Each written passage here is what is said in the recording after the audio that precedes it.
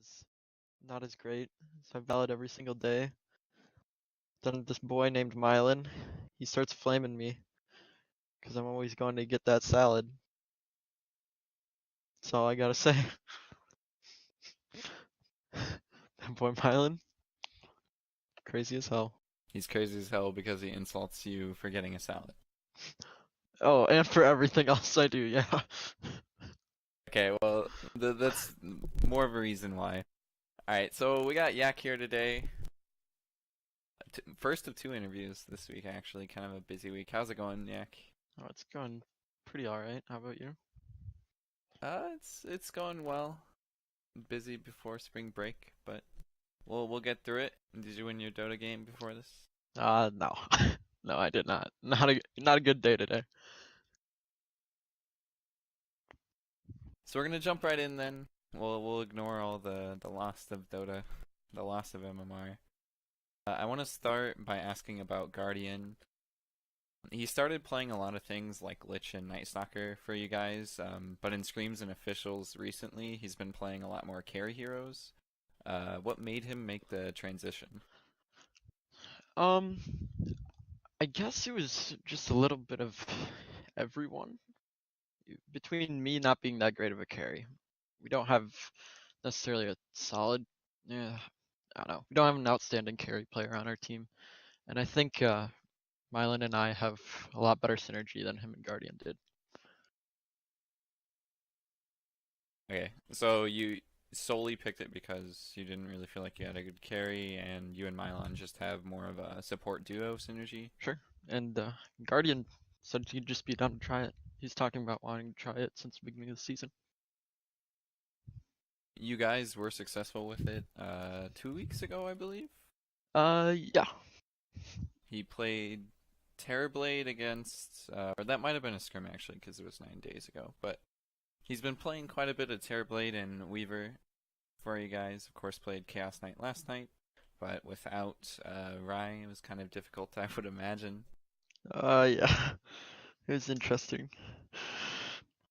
Is there anything specifically that made you want to step down from carry position? I just the heroes we needed for me didn't really suit my hero pool as carry, and I don't think I'm that good of a carry in general. I don't enjoy it nearly as much. So that carry Bat Rider isn't as fun as it looks. That one's an exception. That one's an exception for sure. Alright. So what I was going to suggest is that you just have Shea play that carry role, because pretty much he just plays carry from the off lane. But jokes aside like that, do you think that his more heavy farming cores in the off lane affect the space for your other cores? Yeah, it definitely does affect it, but I don't think it's nearly as much of an issue since we normally aren't as greedy with our other positions. We're pretty good at equally spreading out farm to heroes that need it throughout the game, while making space for the other ones. Well, sorry, And I've watched. making space for the heroes that need farm at the time. I've watched a couple of your games too, and you usually end up putting him on heroes like Monkey King and heroes that can kind of run around the map and get kills. Is that kind of the strategy there? Yeah, we try to, I guess, suffocate the enemy safe laner while, I guess, him being able to, um, what's the word I'm looking for? I guess for Shay being able to be impactful throughout all stages of the game, since he is our highest MMR player. Okay. And we talked a little bit about Mylon earlier. He's the other support player for you guys, along with you now that you're not carry player anymore. Do you try and draft support heroes that synergize well with Mylon, or do you just draft support heroes that boost your carry's potential? I'd say more of our first option. We roam really well together, and we're able to get a lot of stuff done on the map when we have the correct heroes for it. Being able to bully the offlaners, whenever and just kind of not showing on the map so no one really knows where we're at the time is pretty solid part of our support duo. Not necessarily enabling the carry, but being able to make enough space for him is what we're pretty solid at doing, I'd say. And I've seen you've been playing a lot of, well, you played games like Spirit Breaker and Night Stalker a bit, so kind of works well with that. Yeah. I don't think Knights, especially with the boot changes, I'm not the biggest Night Stalker fan as of right now. The 500 gold boots really hit hard on the 4 position, I'd say, but I don't know. It happens, I guess. The 500 boots, no XP bounty runes are definitely Yeah. the worst change, I think. Yeah. So I mentioned Rai earlier. He missed the games last night. Unfortunately, had to have Sniper play mid. It seems like Rai is performing super well in every single game that he has played for you guys, though, putting up kill scores such as 4-1, 12-2, 18-3. Was he somebody that pre-draft you had him marked down as person you wanted to draft, or do you just kind of get lucky with him? Funny story about my drafting. So, as some people may know, I didn't sign up necessarily with a lot of time planned. So I just kind of picked the highest MMR players, and then I so I saw Shade Doctor. He was at the top of the list. Since the sheet was not updating for me at the time, I panicked and I said Shade Doctor, not knowing he was not planning on playing that much this season. And I picked Rai or Lucas, I guess. Um, as since he was like the highest mid player that I found on the sheet. And then I saw Guardian, who's from Friend Forgery last season. I recognized names, so I'm like, oh, he's pretty good. And I took Mylan as well, since I think Mylan's a pretty value pick if you can tolerate playing with him. But I get a message from Mylan. He says, you know, this guy's from Argentina, right? He plays on like 200 ping. I say, uh-oh. So I had no clue what I was getting myself into this season, to be completely honest. But it's worked out pretty well so far, I'd say. And Shay's been able to play pretty much every game for you guys, so you got lucky there again too. Yeah. Didn't end up getting plagued by that pick. And I did talk about Sniper a little bit. He hasn't played for you guys that much, but does cast your games. Do you ever listen to those casts after each game? Yeah, normally I try to uh, watch the people who come and cast for us, whether it's a game of Nabi cast or Sniper cast, because I really do appreciate them showing up to support and watch us and taking the time out of their day for something they didn't technically sign up for. Mm-hmm. And you said earlier we were talking that he plays mostly scrims and pubs with you guys, though. Oh yeah, for sure. We don't normally. Actually, we almost never ask other random people. We'll always go to our team first before anyone else, because he did sign up, and he was really expecting to want to play. So even though we're still here to win, we try to get everyone to be able to participate and still feel like a part of the team. Mm. Does he generally play support when he plays with you guys? Yeah, he that's his preferred role. Uh, so final question before we do the. You did mention earlier you ended up signing up late. Of course, we're gonna drop out at the beginning of the season. What caused you to want to join in RD2L at the very last second? I guess it was just a lot of people from last season trying to encourage me to want to play again. It was actually I was kind of ignoring everyone, and then Scarface messaged me. He said, "Hey man, I missed all last season. You just gotta come play with me this season. You'll have fun still, I'm sure." And I said, "All right, I'll do it." So I messaged admins like, I don't know. It was like the night before, and then I had to like work the next morning, so I didn't take time to look at draft at all. I looked at it for probably 15 minutes.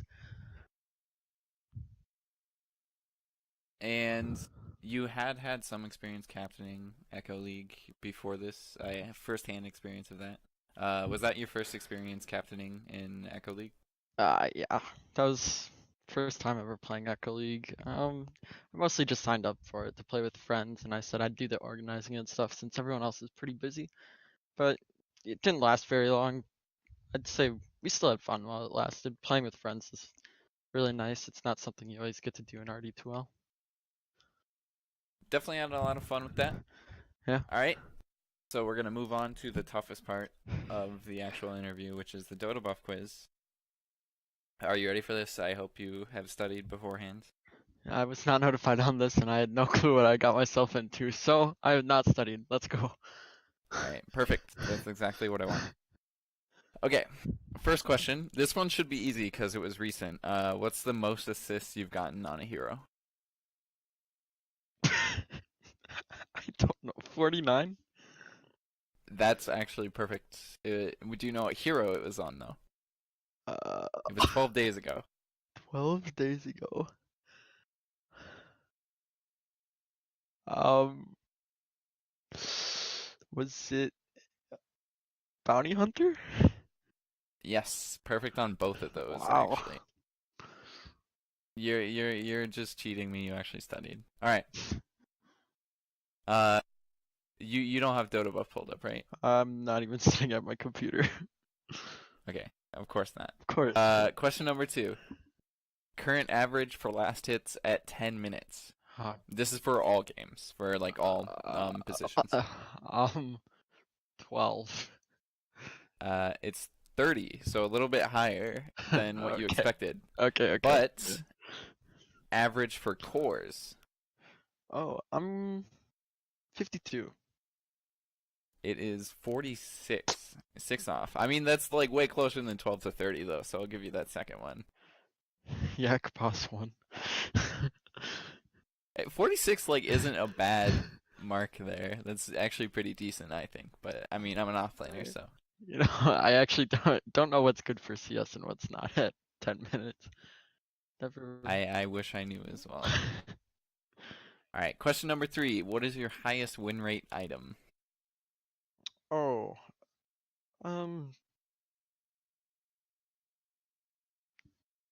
Shared Tango? It is Moonshard. You have a 100% win rate with Moonshard in 9 matches. Huh. Yeah, Maybe I should just that's rush kind of a Moonshard weird every stat. game. Confirmed, if you build Moonshard, you will win every game. No. But I'm pretty sure that means you can't consume it, though, if it's saying you ended the Right. game with it, so. Probably a lot of faces void or something there. Not sure. So, fourth question, how many wins do you have in total? Oh, jeez.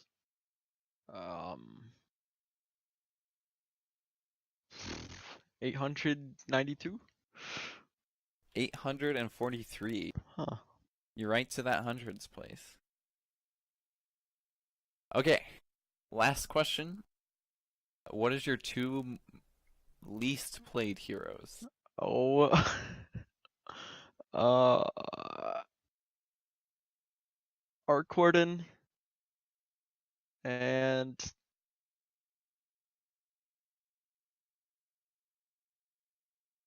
Abaddon? I don't know. Both off there. It's Tinker and Death Prophet, both with 1 game apiece. And funny stat for you, your highest CS is also on Arc Warden, so Huh. apparently you've played Arc Warden more than you think. Apparently. Alright, so that's Yak. You guys have, let me grab it here really quick.